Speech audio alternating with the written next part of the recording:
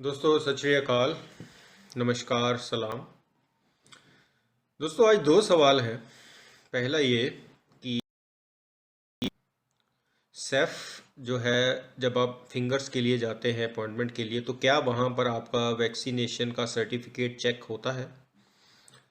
और दूसरा, जिन लोगों ने टैक्स ऑफिस में अपने जो विटनेस है या जो गवाही जिन्होंने उनकी दी थी, अगर वो नहीं कटवाई है तो क्या उसका हमें कोई नुकसान है या हमें कोई फाइन पड़ता है? आज हम इसके बारे में जानेंगे। तो दोस्तों, इससे पहले कि मैं आज की वीडियो स्टार्ट करूं, मैं आप सब लोगों से रिक्वेस्ट करूंगा कि अगर हो सके तो ज़रूर हमारा जो पुर्तगाल का ग्रुप है वो ज्वाइन करें। वहां पर अक्सर मैं इन्फॉर्मेशन शेयर करता रहता हूं, छोटी बड़ी।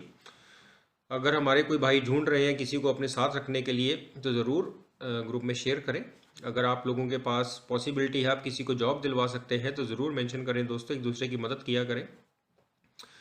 इसके अलावा हमारा एक ईयू इमिग्रेशन कंसल्टेंट का पेज भी है फेसबुक के ऊपर दोस्तों, जहां पर मैं अक्सर जो भी पॉसिबिलिटीज़ हैं यूरोपियन कंट्रीज़ के अंदर लीगल एंटर होने की, वर्क करने की, सेटल होने की, उसकी इन्फॉर्मेशन मैं उस ग्रुप में शेयर करता हूं।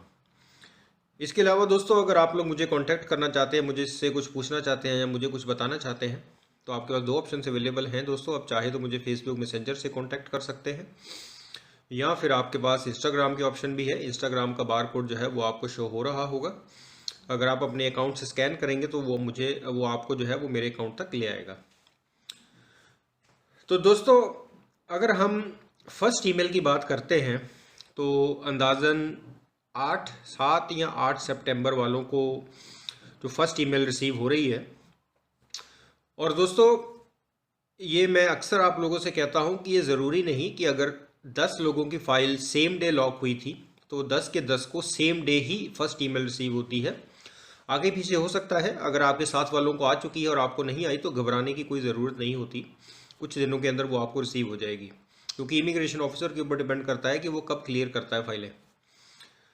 और जैसा कि दोस्तों आप सब लोग जानते ही हैं कि 15 अगस्त 2020 तक सभी लोगों को सेफ ने फिंगर्स की अपॉइंटमेंट उठाने की जो ईमेल है वो सेंड कर दी है। अगर अभी भी हमारे कोई भाई ऐसे हैं जिन्हें नहीं रिसीव हुई, तो वो तुरंत सेफ में कॉल करें और पूछें। 10 दिन का टाइम पीरियड अब नहीं रहा है दोस्तों। अगर आप किसी कारण से 10 दिन में नहीं उठा पाए तो कोई डरने की बात नहीं है। आप अपने रजिस्टर्ड ईमेल से सेफ को कॉन्टैक्ट करें और वो आपको सेकंड चांस दे देंगे। और जो लोग अब 16 अगस्त से लेकर के 30 अगस्त 2020 के लोगों को सेकंड ईमेल रिसीव होनी है दोस्तों, तो मुझे लग रहा है कि शायद इस वीक के एंड तक या अगले वीक तक जो है आप लोगों को ईमेल रिसीव हो जाएगी। तो ज़रूर चेक किया करें। जिन जिन लोगों को फर्स्ट ईमेल आ गई है पर सेकंड की इंतज़ार कर रहे हैं, वो ज़रूर रात को सोने से पहले अपना जो सपा का पोर्टल है, जो अपनी ईमेल है, वो चेक किया करें भी कहीं नोटिफिकेशन तो नहीं आई हुई फिंगर्स की डेट उठाने की। तो दोस्तों, आज की वीडियो भी एक बड़ा इंटरेस्टिंग टॉपिक है, क्योंकि ये सवाल मुझे कई दफ़ा पूछा गया है कि भाईजान, हमारे पास वैक्सीन सर्टिफिकेट नहीं है, या हमें वैक्सीन लगी तो है पर वो पुर्तगाल की नहीं है, वो किसी और मुल्क की है। फ़र्ज़ करें आप अपने मुल्क से जब आए थे तब आपने लगवा ली, या आप किसी यूरोपियन मुल्क के अंदर पढ़ने के लिए गए थे, वहाँ की कंट्री ने जो है आपको वैक्सीन लगा दी है, तो हमारे पास पुर्तगीज़ वैक्सीन नहीं है। तो क्या ये हमारे लिए प्रॉब्लम क्रिएट कर सकता है? क्योंकि अगर सेफ वालों ने चेक किया तो वहाँ पर कोई प्रॉब्लम ना आए कि भाई तुमने पुर्तगाल से वैक्सीन क्यों नहीं लगवाई। तो दोस्तों, इसका जवाब ये है कि सेफ को इससे कोई लेना देना नहीं है कि आपके वैक्सीन लगी है या नहीं लगी है।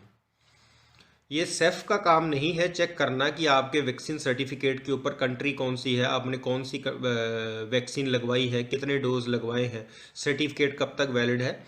इसका सेफ से कोई लेना देना नहीं है। ये काम है एसएनएस का या हेल्थ अथॉरिटी का। तो जो भाई, मुझे मालूम है कि यहाँ पर कुछ ऐसे लोग हैं, अनजान लोग हैं, जो इस तरह की बेवकूफ़ी भरी बातें कर देते हैं कि भाई तुम्हें वैक्सीन नहीं लगी है, वो वहाँ पर सर्टिफिकेट चेक होता है, तुम प्रॉब्लम में पड़ जाओगे, ये वो। तो दोस्तों, इस तरह की फिजूल बातों से आप लोग जो है दूर रहिए। आप लोगों को डरने की ज़रूरत नहीं है। जैसा कि मैंने अभी कहा कि सेफ को इससे कोई मतलब नहीं है कि आपके वैक्सीन लगी भी है कि नहीं लगी है। वहाँ पे सिर्फ रिक्वायरमेंट ये होती है कि आप जब जाएं तो आपने फेस के ऊपर जो मास्क रिकमेंडेड है वो लगवा के जाएं, और इसके अलावा वो कुछ नहीं पूछते आपसे। अगर दोस्तों इस तरह की कोई रिक्वायरमेंट होती भी तो जो लोग ईमेल रिसीव करते हैं उसके अंदर नोटिफिकेशन बाकायदा जारी होती कि हम लोग उन्हीं लोगों को एंटरटेन करेंगे, अटेंड करेंगे जिन लोगों के पास वैक्सीन सर्टिफिकेट है।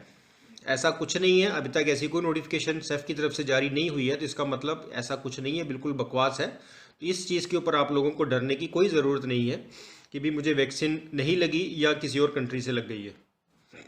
अगर आप अपने सर्कल के अंदर लोगों से पूछेंगे जिनकी हाल ही में अपॉइंटमेंट हुई है, तो सभी लोग यही बात कहेंगे कि उन्होंने हमारा कोई सर्टिफिकेट चेक नहीं किया है। तो जो लोग भी आपसे अगर इस तरह की बात कहते हैं कि भी तुम्हारी वैक्सीन की वजह, सर्टिफिकेट की वजह से प्रॉब्लम हो सकती है, तो बिल्कुल ना सुने, ये बिल्कुल फिजूल बकवास बात है, इसका कोई मतलब नहीं बनता है। क्योंकि इमिग्रेशन का काम हेल्थ अथॉरिटी से रिलेटेड नहीं है, हेल्थ अथॉरिटी का काम इमिग्रेशन से रिलेटेड नहीं है।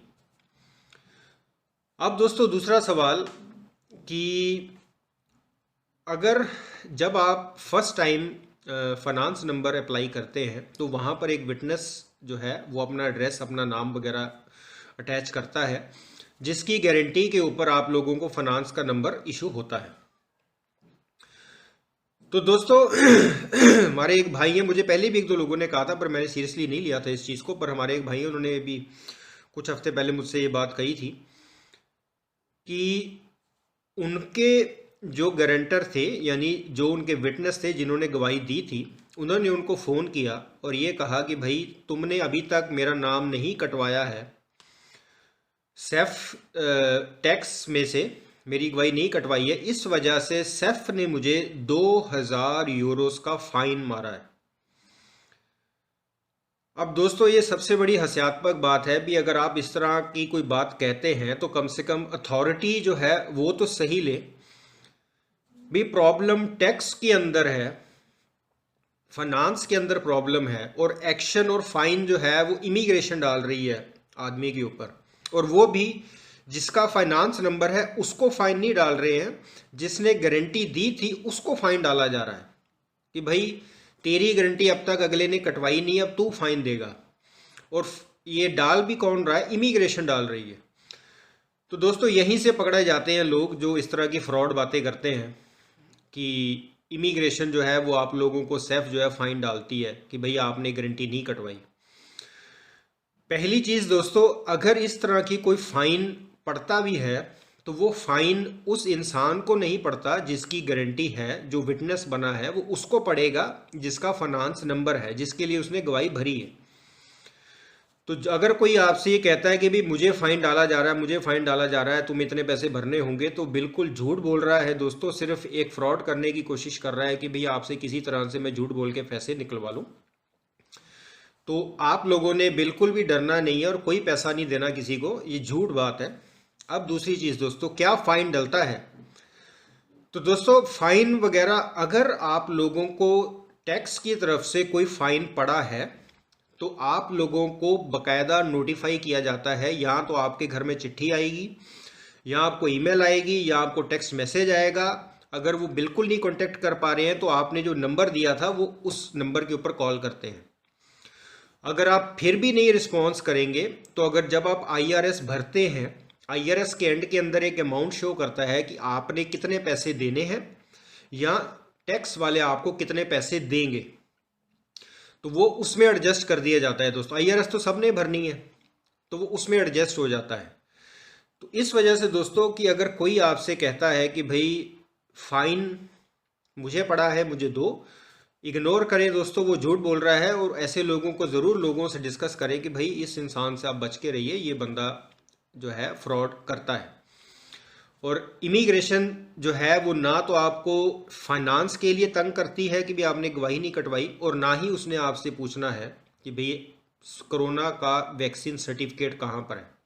उन्हें इन दोनों चीज़ों से कोई मतलब नहीं है। इमिग्रेशन जो है वो अलग काम करती है, फाइनेंस जो है वो अलग काम करता है, SNS जो हेल्थ अथॉरिटी है वो अलग काम करती है। इन तीनों का आपस में कोई लेना देना नहीं है और इन तीनों की आपस में कोई इंटरफेरेंस नहीं होती है।